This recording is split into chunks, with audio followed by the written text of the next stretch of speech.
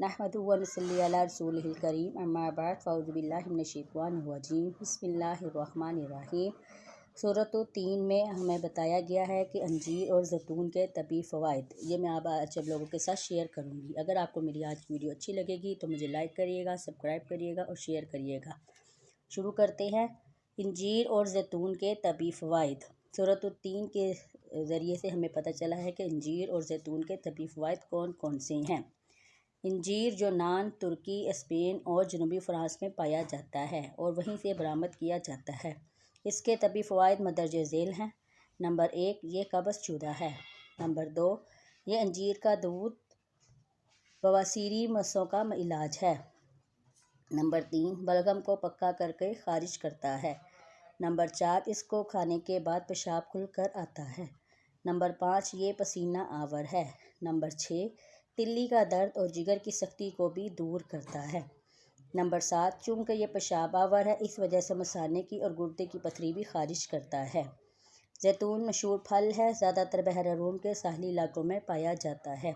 मसलन यूनान, फ़लस्तीन, स्पेन वगैरह इससे तेल निकाला जाता है जिसको रोग़ने ज़ैतून कहते हैं, जो जोड़ों के दर्द के लिए मुफीद होता है और इसमें कोलेस्ट्रॉल भी नहीं होता। इससे पेट के कीड़े और पित्ते की पथरी खारिज होती है। हज़रत इब्न अब्बास रज़ियल्लाहु अन्हु फरमाते हैं, अंजीर से मुराद तुम्हारा वो फल है जिसे तुम खाते हो और ज़ैतून से मुराद वो फल है जिससे तुम तेल निकालते हो।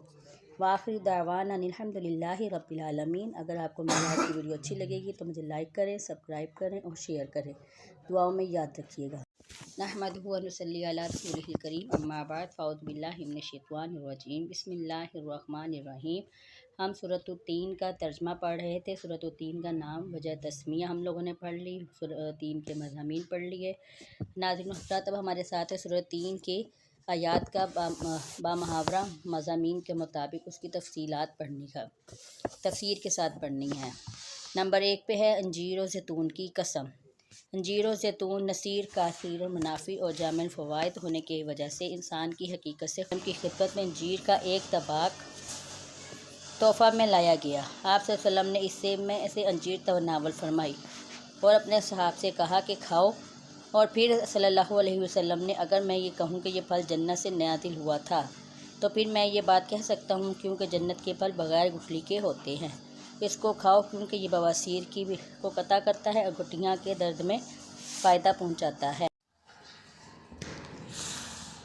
वतूर सीनीन, तूर सीना की कसम। तूर सीना या तूर सीना वो पहाड़ है जिस पर अल्लाह ताला ने मूसा अलैहिस्सलाम को अपने कलाम से मुशर्रफ फरमाया। अल्लाह ताला ने इस तूर सीना पहाड़ को की कसम इस वजह से उठाई है क्योंकि ये पहाड़ शाम में अर्ज़ मुक़द्दसा में है और अल्लाह ताला ने इस जगह बरकत दी है। अल्लाह ताला ने फरमाया कि वो मस्जिद अक़सा है जिसके इर्द गिर्द हमने बरकत दी है। वहादल बलदिल अमीन, और इस अमन वाले शहर की कसम। बल्द अमीन से मुराद मक्का मुकरमा है। दोहरे जहलियत और दोहरे इस्लाम में इस शहर में लोग अमन से रहे, जैसा कि रब्बुल इज़्ज़त ने फरमाया कि जो इस शहर मक्का में दाखिल हो गया वो अमन में आ गया। जो इंसान या जानवर इसमें दाखिल हो जाए वो अमन वाला हो जाता है। तीन और ज़ैतून की कसम इस वजह से उठाई कि जिस जहाँ उगते हैं वो जगह रहायशगाह अंबिया अलैहिस्सलाम है।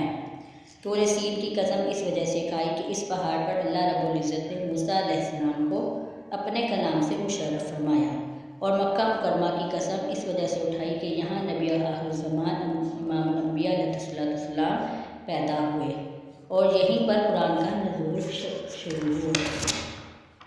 लक़द ख़लक़नल इंसाना फ़ी अहसनि तक़वीम, और हमने इंसान को सबसे अच्छी साख्त में पैदा किया।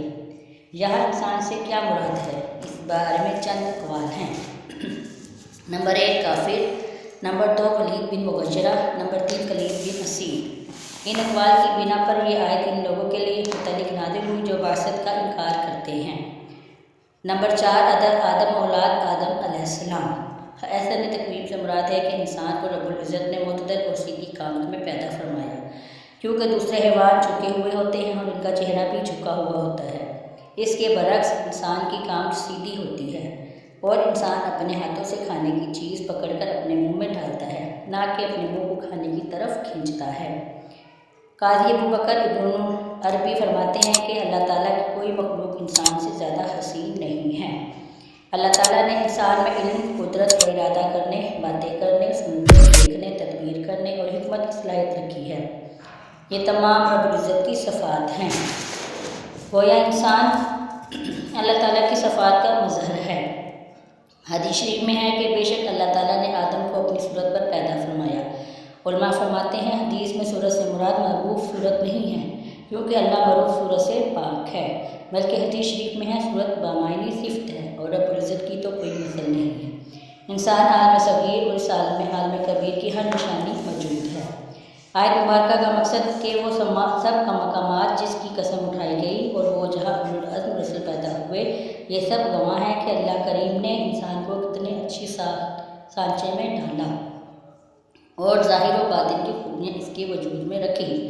اگر یہ اپنی صحیح فطرت پر ترقی کرے تو فرشتوں سے سبقت لے جائے، بلکہ مسجود و ملائکہ بنے، اور اگر یہ تخلیق یا مقصد کے برخلاف زندگی گزارے تو رب العزت نے اس بارے میں اگلی آیت میں ارشاد فرمایا، پھر ہم نے اس کو سب سے نچلے طبقے میں ڈال دیا، ثم رددناہ اسفل سافلین، پھر ہم نے اس کو سب سے نچلے طبقے میں ڈال دیا، یعنی ہم نے انسان کو اچھی ساکھ میں پیدا فرمایا اور پھر اس کو بڑھاپے کی طرف مائل کر دیا۔ بڑھاپے میں اس کا بدن ضعیف، عقل ناقص، اعضاء ناکارہ، پشت خم اور بال سفید ہو جاتے ہیں، جلد میں جھریاں پڑ جاتی ہیں، اپنی ضرورت کو پورا کرنے اور انجام دینے میں مجبور ہو جاتا ہے۔ ایک یہ معنی ہے کہ اسفل سافلین سے مراد بڑھاپا ہے۔ دوسرا معنی یہ ہے کہ جب انسان نے اچھی شکل و صورت کی شکر گزاری نہ کی اور نافرمانی کرتا رہا اور ایمان نہ لایا تو جہنم کے اسفل ترین درجات کو ہم نے اس کا ٹھکانہ بنا دیا۔ اور تیسرا معنی یہ بھی ہے کہ کافر کو اس کے سب سے نچلے عمل میں پہنچا دیا جو کفر و شرک ہے۔ وآخر دعوانا الحمدللہ رب العالمین۔ اگر آپ کو میری آج کی ویڈیو دینی اور دین کی اچھی لگی ہے تو مجھے لائک کریے گا، سبسکرائب کریے گا، شیئر کریے گا، دعاؤں میں یاد رکھیے گا۔ اللہ حافظ۔ نحمدہ و نصلی علی رسولہ الکریم، اما بعد، فاعوذ باللہ من الشیطان الرجیم، بسم اللہ الرحمن الرحیم۔ سورۃ التین کی آخری 3 آیات جن کا ترجمہ اور تفصیل آپ کے سامنے بھی بیان کرنی ہے، شروع کرتے ہیں۔ الا الذین آمنوا وعملوا الصالحات فلہم اجر غیر ممنون، سوائے ان لوگوں کے جو ایمان لائے اور نیک اعمال کیے، ان کے لیے نہ ختم ہونے والا اجر ہے۔ یعنی مومنین متقین اس ڈھیر عمر سے جس میں بندہ محتاج ہوتا ہے، مجبور ہوتا ہے، اللہ ان کو اس ڈھیر عمر سے بچائے گا، یا یہ معنی کہہ سکتے ہیں کہ مومن متقین کو جہنم کے اسفل ترین طبقات سے بچا لیا گیا ہے۔ اور اسی آیت میں یہ ہے کہ ان کے لیے نہ ختم ہونے والا اجر ہے۔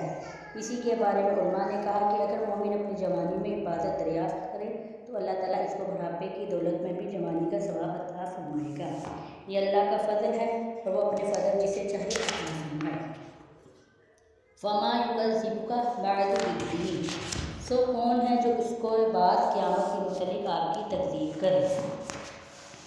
یعنی ان دلائل کے ظاہر ہونے کے بعد اے رسول مکرم کون بے وقوف آپ کی تکذیب کرے گا؟ اللہ تعالیٰ نے انسان کو پانی کی ایک بوند سے پیدا فرمایا، پھر مکمل انسان بنایا اور پھر اس کو جوان مرد بنایا، پھر وہ دیر عمر تک لے گیا۔ اس جسمانی تبدیلیوں میں دلیل ہے کہ اللہ تعالیٰ جب ان تبدیلیوں پر قادر ہے تو وہ انسان کو مرنے کے بعد زندہ کرنے اور میدان حشر میں جمع کرنے پر درجہ اور قادر ہے۔ الیس اللہ بحکم الحاکمین، الیس اللہ بحکم الحاکمین، کیا اللہ تعالیٰ سب حاکموں سے بڑا حاکم نہیں ہے؟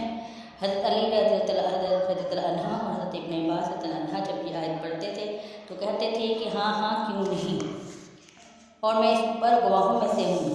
اور یہی بات حضرت ابو ہریرہ نے فرمائی کہ جب یہ آیت پڑھو تو یہ کہا کرو بلا وانا علی ذالک من الشاہدین۔